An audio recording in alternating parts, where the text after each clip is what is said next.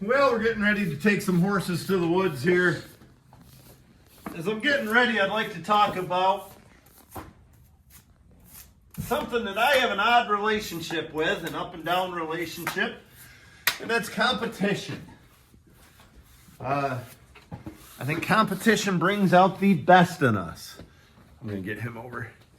I also think competition brings out the worst in us.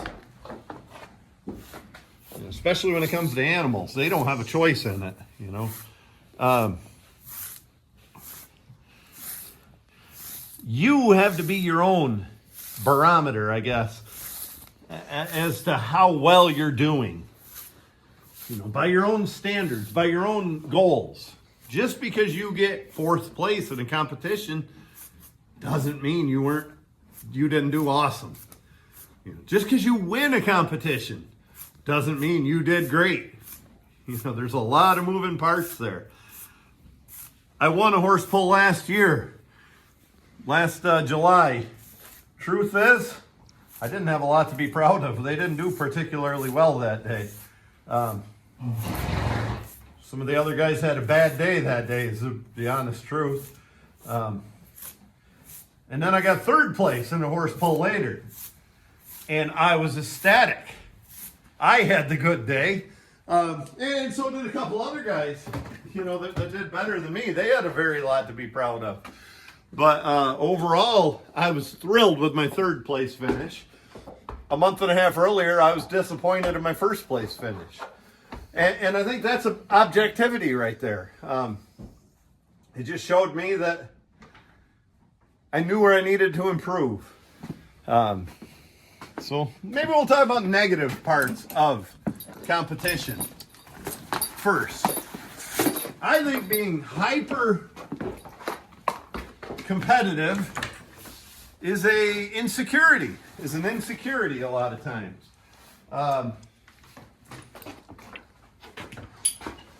You know, it's a jealousy, which is also an insecurity.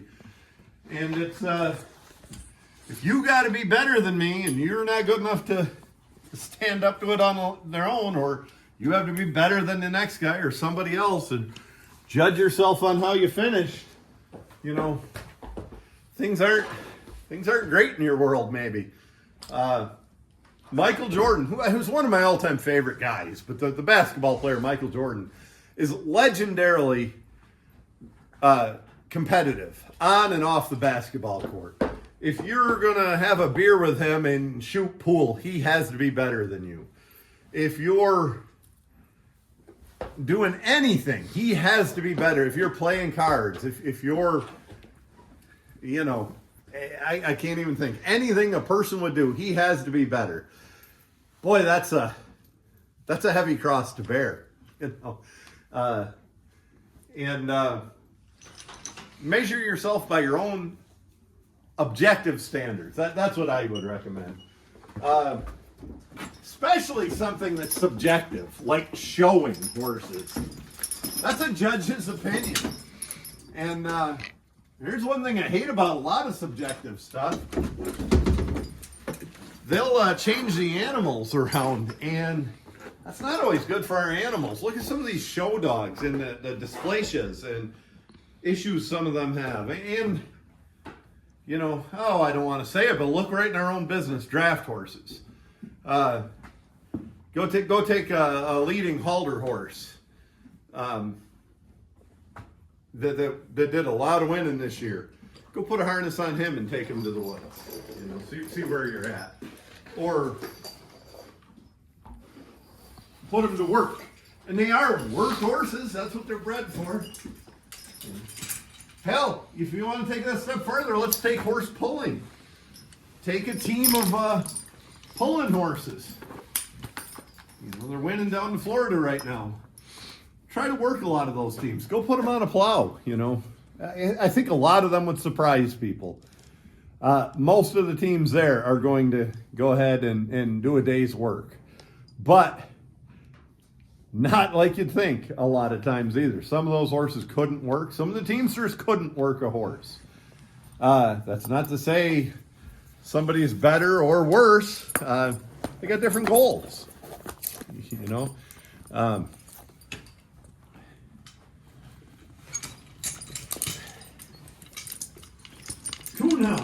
great example. And I think any coon hunter would tell you this. Competition coon hunting. I know a lot of people don't like my analogies and they don't understand my analogies. Did I just smack you? A competition coon hound goes out in a straight line and will cover miles and miles of ground.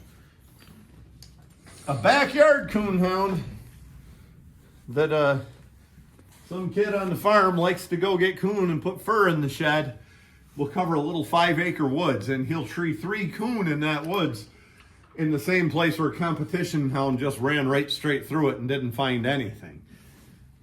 It's that way in a lot of competitions with animals, you know, and with people. Back in my coon hound days, I never competitively hunted, or very little. But I had some pretty decent hounds for, you know, pleasure hunting is what they call it. Friend of mine said, and I like this advice, and I think horsemen should take this advice. He said, if you've got a good hound, he trees coon and he doesn't run trash, you got yourself a good dog, and don't let anybody tell you different. Well, if you got a good pair of horses and they'll hook up and they'll work and they don't run off and they do what they should, you got a good pair of horses, and don't let anybody tell you different. Whether or not you can win a horse pull or a horse show or anything else. You know, live within your own guidelines there. When I think of competition, you're being goofy. When I think of competition, I think of some of these events that are county fairs for the farm horses. Oxen too, where they have like an obstacle course or something like that, and they're timed. And I actually don't like things being timed in our horse business. You know, obviously a race, you know, I wouldn't want to own a great standard bred and argue the point that, you know, my horse can't trot in 1.5 minutes a mile. But for draft horses, I don't care for any, especially oxen, I don't care for anything to be timed. I like it to be scored and points type of thing. I got you, man. So you'll take these obstacle courses and farm classes and stuff at your county fairs, and maybe there's 5 points off if you hit a cone backing into an obstacle.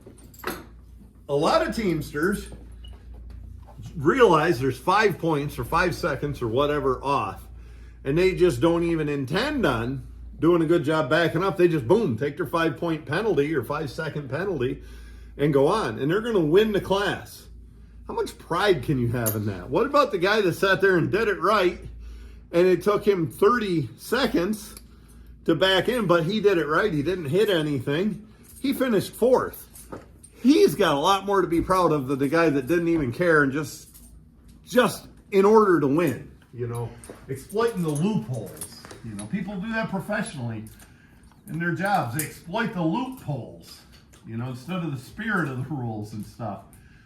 Boy, I don't know how much pride you can have in that if that's how you operate. But again, that's a competition thing. I mean, I'm going to put him back in his stall.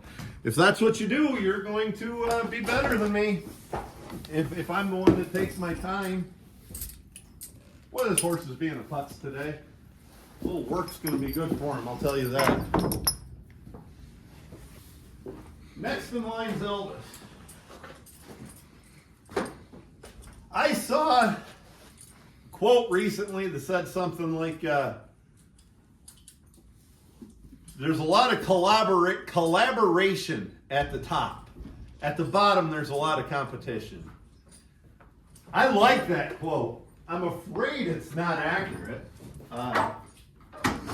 You know, it might be, but I wish it was accurate. I'm going to tell you at the top, a lot of those guys care about being good. So here's some of the positives of competition. It drives you to be better. It drives you to be a better horseman, a better logger.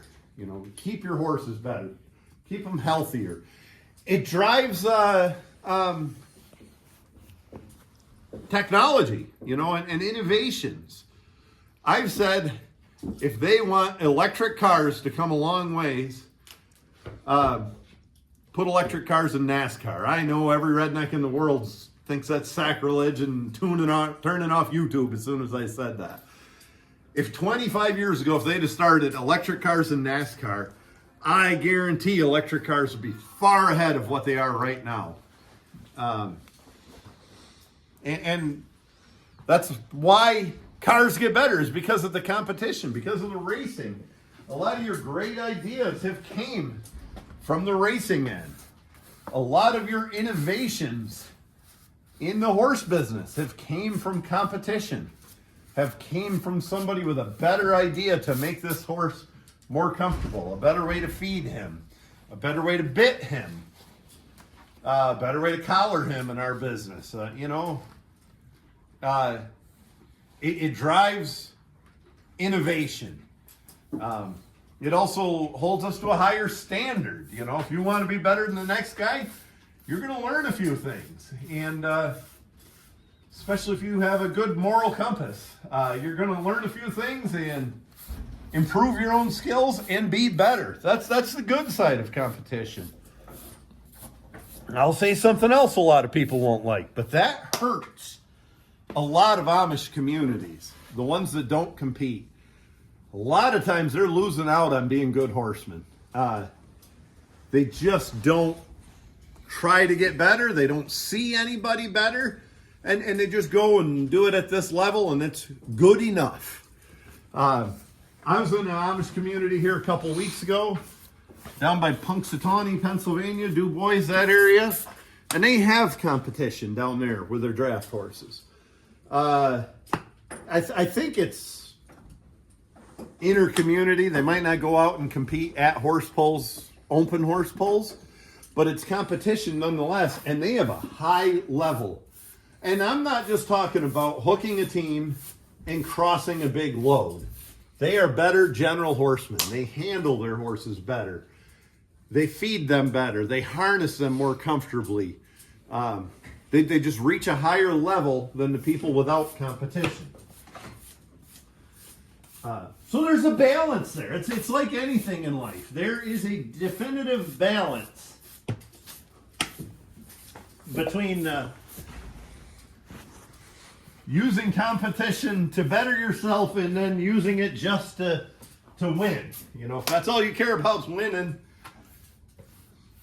you're going to get good enough to win, but not really reach a high level or an art form a lot of times.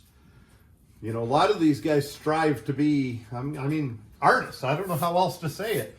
With their horses, with their hands on the lines, and the flexibility and feel they have with their hands, with the care of the horse, with the training of the horse. And a lot of these artists do a lot of winning. But not all of them. Some of these guys aren't artists. They just know what to do to win, and they're not very handy. And they don't care about anything else. All they care about is winning. You know, that's their achievement. And I'll tell you, our perspective, talk about a little more psychology, I guess, but our perspective on winning changes with how much and how little of it we do. And also other people's perspective of us changes with how much or how little winning we do. Oh, maybe 20 years ago, my neighbor, he's a race car driver. And of course, I've been a horse puller my whole life. And we were talking, and it's getting late in the year. And, you know, he'd won a half dozen features like he always did until he got really good. Then he won almost all the features. And I hadn't won a horse pull. I got a few seconds, maybe thirds. I won some best teamster trophies. I didn't win a horse pull. We're getting late in the year, and he's asking me about horse pulling, and we're talking about the similarities of it between that and racing and so forth. And I told him I hadn't won. I said, we just go for fun. He said, how fun is it when you're not winning? Well, there's quite a lot of truth in that. It's not that much fun. It's a damn lot more fun when you start doing some winning. They started offering some farm classes in horse pulls, which are for generally flat shod feet.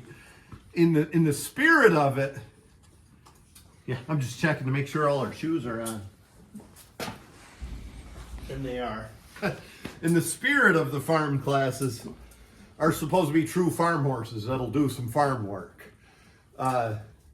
In reality, the only rule is they got to have flat feet, flat shoes, as opposed to corks. But anyway, they started offering farm classes, and I started doing more winning, and I felt quite a lot better about things. I had a pretty good team there before COVID. I did quite a bit of winning with them. I felt pretty good about things, except I wasn't very popular. People that used to like me didn't like me as much because I'd show up and win. And, I'd hear stuff like they shouldn't be farm horses. Well, they were 3 and 4 years old. They were farm, and they plowed on a walking plow and hauled manure and ran a grain drill and cultipacker. They were farm horses. I broke that team up, started the next team. I wasn't doing much winning. All of a sudden, I'm a good guy again. Nobody questioned my credentials to be in the farm class. So it's kind of how it is. Again, back to my neighbor. I'm probably going to reference him a few times during this video. He used to win about a half dozen features every year. He'd race at one local track. Most popular driver every year. He was voted the most popular driver. Everybody liked him. And he all of a sudden figured some stuff out and got dominant. He was track champion at 3 different tracks. He won upwards of 10 features at each of those tracks. Absolutely dominant. It was, when he showed up, it was a race for second place, not first, because they knew Greg was winning. He wasn't very popular. His people didn't want to hang around him. There's a jealousy thing there. Back to the insecurity. So after he ruled modified for a while, he moved up to late models and went back to winning a handful of features a year, and not dominating, but being pretty good at this high level, racing against some of the best drivers in the world that are recognizable names like Tony Stewart and. Who's the guy that used to Kenny Schrader and guys like that. And, he's at that level and he does some winning, but doesn't dominate. And all of a sudden, everybody likes him again. It's human nature, And it's a part of the competition and jealousy and being a competitive nature.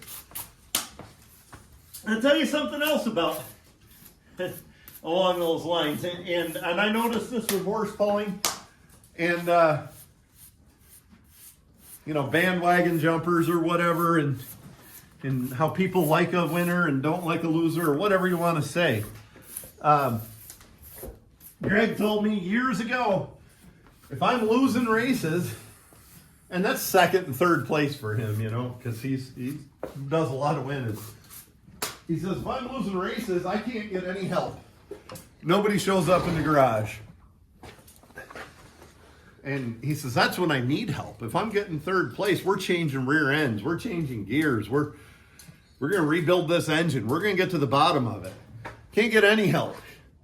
When I'm winning races, my garage is full of people. He said, when I'm winning, I don't need help. I'm winning. Change the oil. Go back to the racetrack. And I found that with these pulling horses, That year or two, I had that good team and won a lot of the farm classes. I didn't have a lot of help hanging around the farm. I did have a lot of help hanging around the farm. I was everybody's buddy. Like I said, broke that team up, sold that team. Wasn't doing as well. All of a sudden, I can't get any help. And I need some help now because I'm starting young horses. I'm pulling horses that aren't as good. I could use a hand, and they don't show up as often. So it's the nature of it.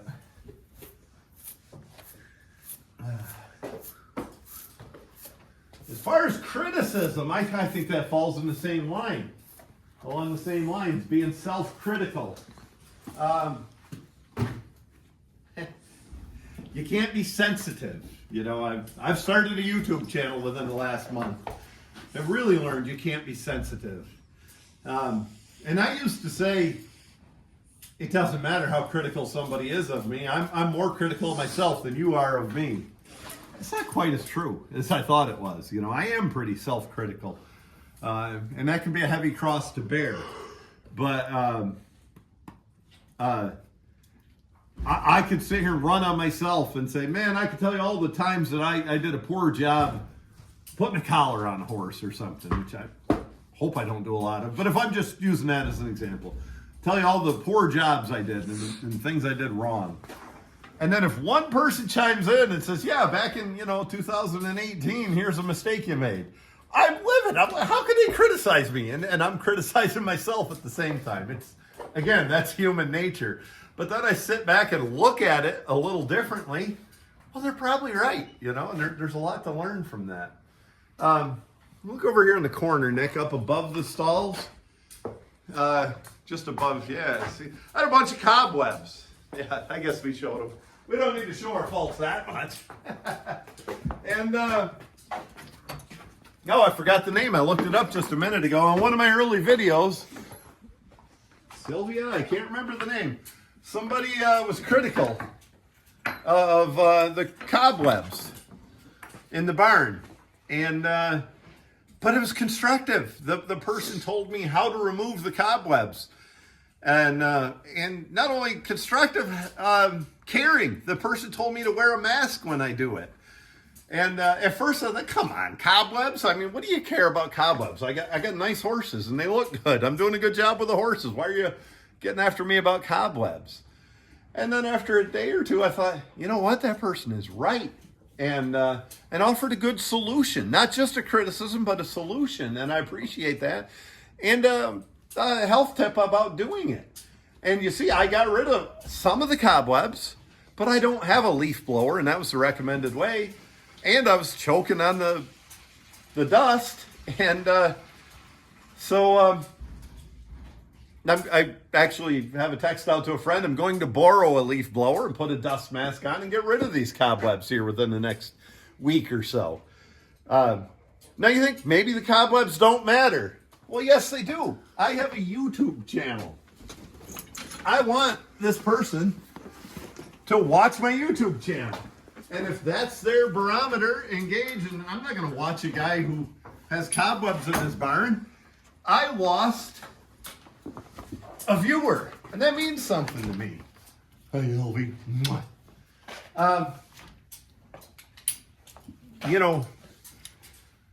My customers don't always think the way I do, and we might put importance on different areas. So if that's the importance, I'll agree with it. And by the way, I think those cobwebs are probably more important to me than I realized. Through the years, I've kept a lot cleaner horses. I've always brushed them a lot. In fact, I probably brush them less than usual. But I've kept a nicer pickup truck and trailer. I keep nicer harnesses. And you could say money, and which I struggle with, but you could say money, but no, it's care. It's washing the truck. It's cleaning the harnesses. Stuff like that. And I'm better about that type of stuff than I used to be. It might be somebody's first horse pull, and they never saw a horse pull. Well, let's give them a good experience. Let's have nice looking horses with their tails brushed out. Let's have a teamster who doesn't dress in rags, and let's make sure they walk away with a good experience. All that factors in, I believe.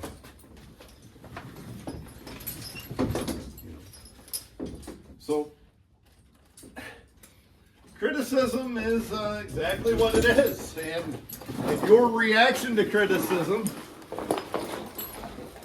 probably says more about you than it does the critic. And I'm going to agree with, some of the quotes, like the old Ted Roosevelt quote about What matters is the person in the ring, not the critic. However that quote went, I'm sure you folks have heard it. You know, I always feel that way about literary critics. You know, or movie critics. You make a living criticizing Brad Pitt. What have you done with your life? You criticize him. That's how you make a living. Brad Pitt is out there acting and selling movies. You know, you make a living criticizing Malcolm Gladwell as a literary critic. Malcolm Gladwell's out there getting it done. Like him or hate him, he's the one doing it. More important than the critic. But it's not to dismiss the critics that easily either, because, you know, maybe if the critics are saying Malcolm Gladwell, the writer, is a little weak in his research, and it turns out the 10,000 hour theory doesn't check out, well, there's something to that, you know, and we wouldn't have known that if the critics didn't bring it up. So, and I guarantee I'm a Malcolm Gladwell fan. I listen to his podcast, I read his books. You know, he's getting a little political for me lately, which he didn't used to be. And I don't care what side of the political spectrum he's on. I don't tune in for his political opinions. But anyway, if somebody criticized that he's light on the research, I guarantee Malcolm Gladwell's going to do more research, and his next book won't be light on research. And that's again, the duality. Just like competition is good and bad, criticism can be good and bad.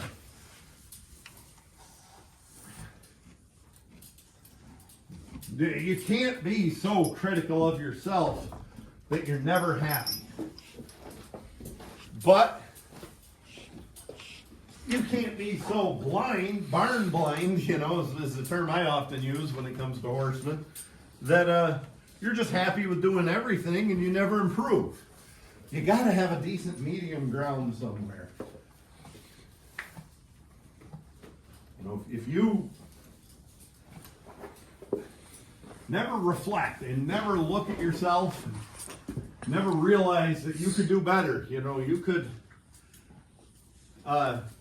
improve your harnessing or your horse skills or your hands on the lines. You're not going to get better if you don't look back.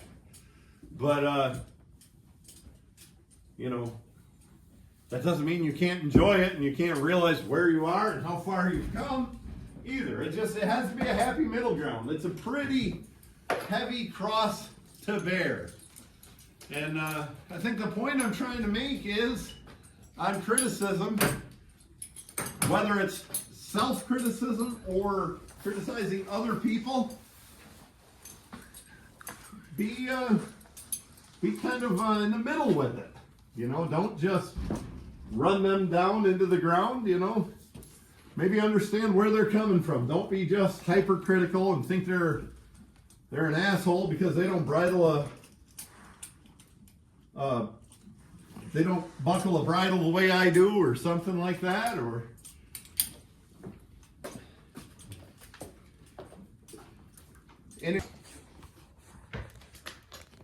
well, phone malfunction there, but I was just saying, you know, have some moderation in your criticism of yourself and other people. And give other people a break when they're criticizing you as well. Don't take it so sensitive. You know, maybe I'm saying that for myself as much as I am anybody else. A lot of people who are criticizing you are trying to help. I could think of a post, and this guy's a good guy, but this was on Facebook a few years ago. He's new to oxen, and he's not now, and he's became a good oxman. But at the beginning, he was new to oxen, and he put a picture of himself skidding a log, and while he was skidding that log, it was an exciting picture. The ox had its head up, they were just about on a run. It was an exciting looking picture. To a seasoned oxman, and some of these New England ox teamsters who have done it for generations, they didn't see that as an exciting picture. They saw that as you need to adjust a few things to make that ox more comfortable. And actually gave the guy these pointers. And they weren't awful about it. They probably could have said things a little better, but they weren't awful about it. And the guy got kind of upset about it. And there's nothing wrong with my bows or my oxen or this and that. And, well, there was a few things wrong. And I think the people that criticized, they're actually, you know, in the woods so deep, they didn't think he posted the picture to show you how cool that picture was. They thought he posted the picture looking for some advice, how to get over that. And it was just two different perspectives, and it didn't go well. I guarantee a month later, that guy, and especially as his skills improved, looked back and said, oh my gosh, they were right, you know, and maybe they could have said it better, but they were right. And I needed to adjust my bows, and I needed to change this and make my team more comfortable. And it's not easy to take criticism. I mean, I get it. I struggle with it myself, but whoop. You know, most people are coming from a good place with it, and a lot of people bring up good points. Now, one thing I was saying is offer a solution. Don't just say your team looks awful or something. Say your team doesn't look comfortable. Let's move that bow on the off ox up 2 inches, and now you'll be more comfortable. Boy, I hate criticism of people who organize an event.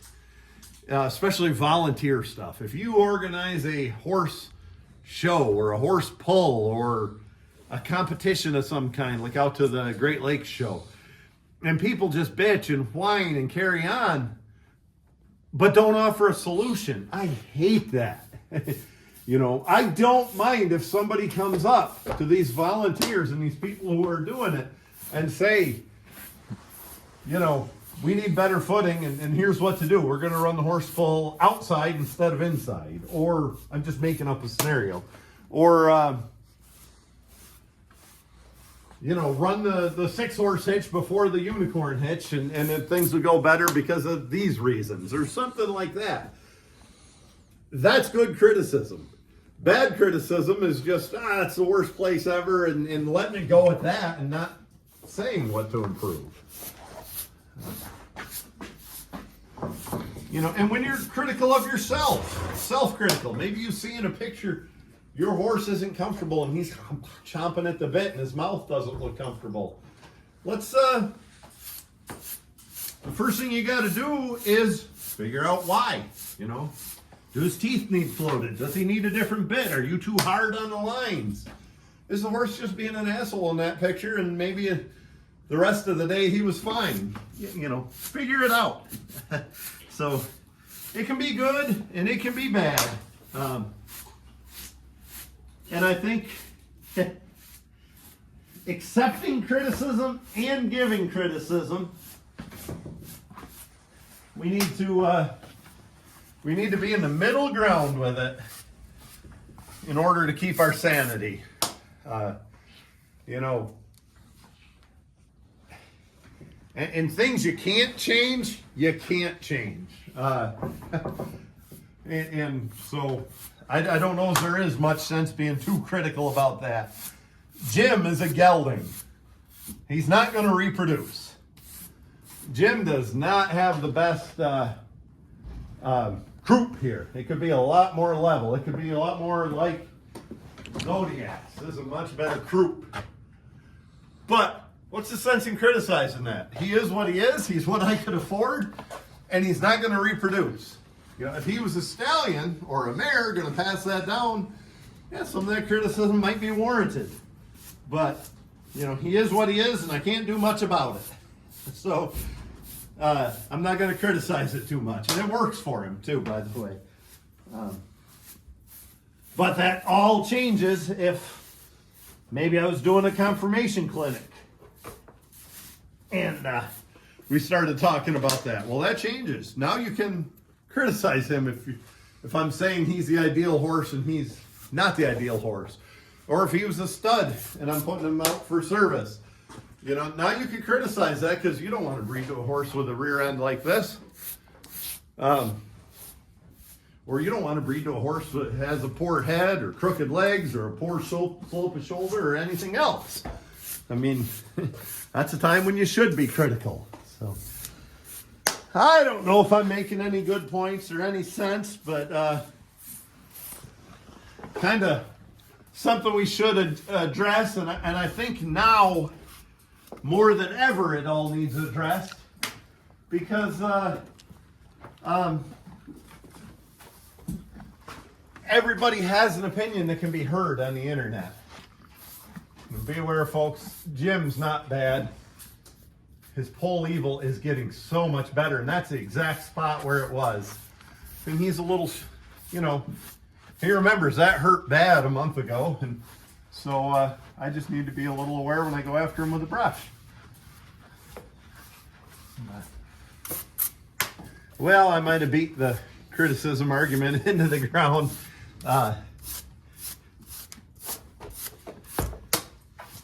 Anyway, competition and criticism, like so many subjects, you want to be in the middle somewhere.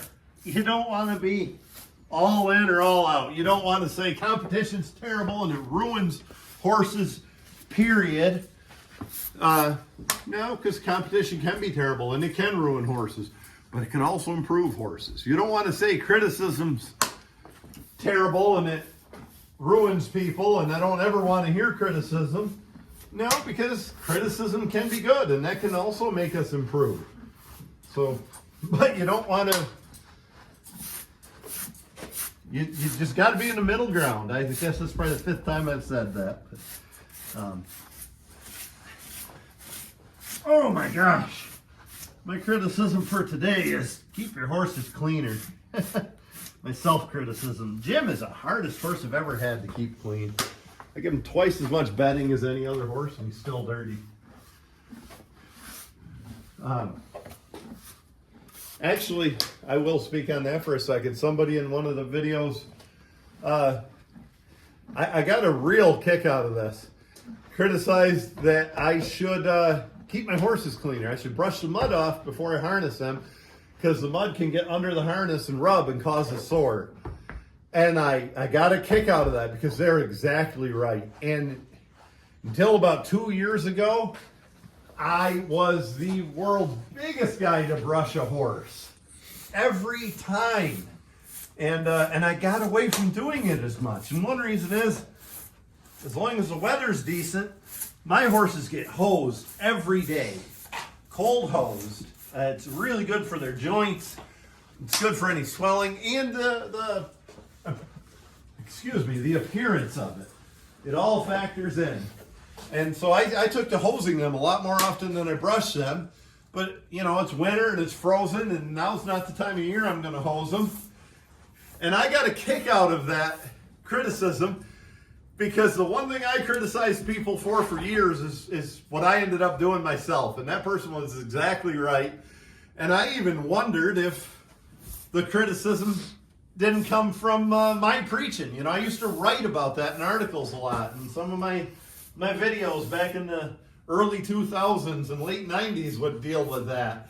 And so maybe I actually put forth the idea out there and then it got used against me. But I'll tell you, since I got criticized for that, you're not going to see me going back to harnessing the horse without brushing them first for that reason. Well, I think I'm going to end this before I talk myself out of a customer base. I appreciate all you folks, and we'll get back to doing some work here soon.